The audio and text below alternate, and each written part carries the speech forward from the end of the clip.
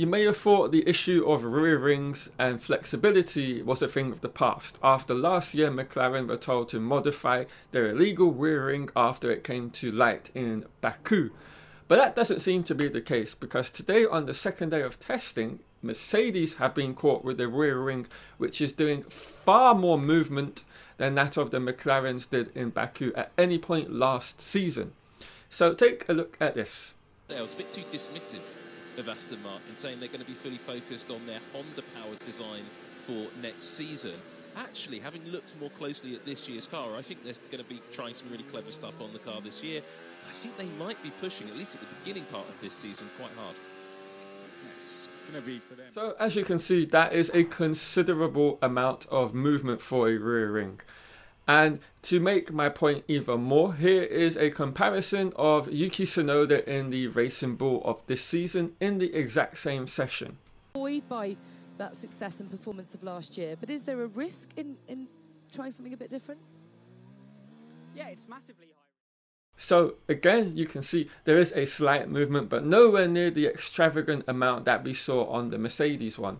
So the big question is, what is going on and what will become of this? Is this something that the teams are going to have to go and protest against when it comes to the legality of it?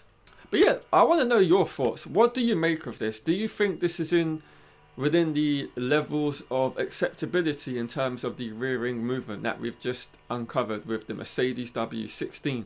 Or do you think they've gone beyond the respectable boundaries from which the teams are allowed to have flexible rear rings? Because of course there is a level of flex that has to be within these rear rings. You can't have these rear rings and front rings extremely rigid, because then they would break under all of the huge amounts of load and pressure that are put on them across the circuit. Now you can see there is a huge difference between the two rear rings of these cars in the same session.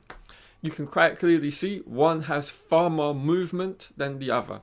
And so this is why I believe there is a issue of legality here with the rear ring on Mercedes, even though it's in pre-season testing. And I'm sure a lot of the teams up and down the grid may have already spotted that during the live broadcast themselves, and will be looking at this very closely. Now, of course, we need to go back and discuss last year with McLaren and what happened with their rear ring. Now, as we remember, this all came to light thanks to some users on Twitter, where they highlighted the issue of the rear ring of McLaren, or rather the flap, moving up and down during the braking phase, more than was legally allowed. Now, of course, this was banned and gotten rid of and removed, and McLaren then had to make revisions to that specification of drag level or downforce level of rear ring for later events, namely at the Las Vegas Grand Prix. So there is of course a big precedence of the FIA getting involved and making changes to this.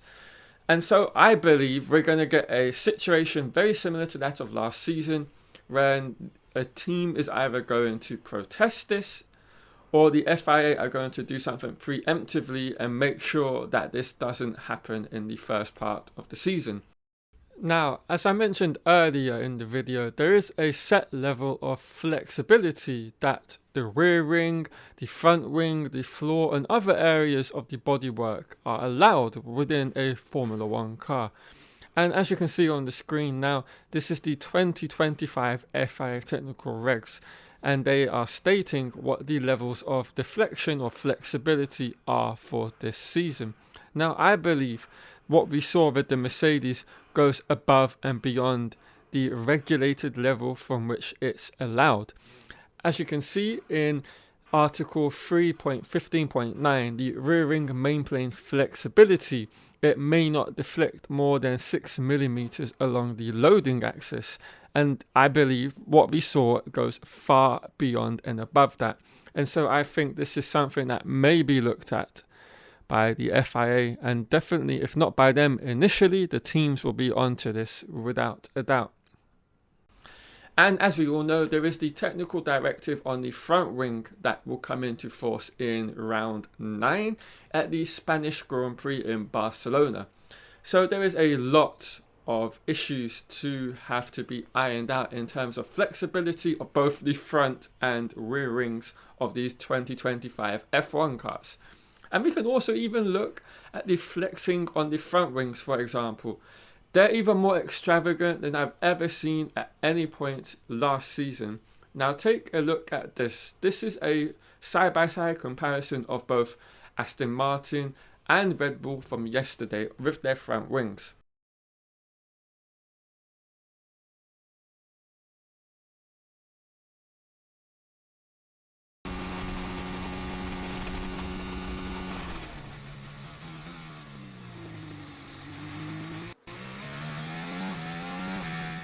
So with this car, you can see there's a huge amount of flexing going on with it as well. Now this is of course legal for the first 8 races, but by race 9, they're not going to be able to run this, and they will have to completely revise their front wings to make sure it is within the threshold of flexibility. So yeah, there is going to be huge changes in the pecking order from round 9 onwards, and I think there's going to be huge consequences with this rear ring flexibility that we're seeing on the Mercedes W16, even though it's in pre-season testing, because they would have designed that rear ring to go to that level and that amount of flex intentionally. This isn't something that is not intentional. So they've designed their car with the front and rear rings to induce this amount of flexibility. And so it's probably going to be an issue for them later down the line if, of course, the FIA intervene with this particular issue that has just come to light. So yeah, that is where I'm going to wrap things up in this video. Hope you've all enjoyed it. If you have, do leave a like on the video. Subscribe if you're new and have enjoyed the content, as well as turning on notifications for all future Formula 1 content on the channel for this 2025 season. Alright everyone, I will catch you all later on in the week with some more content on Formula 1. See you then.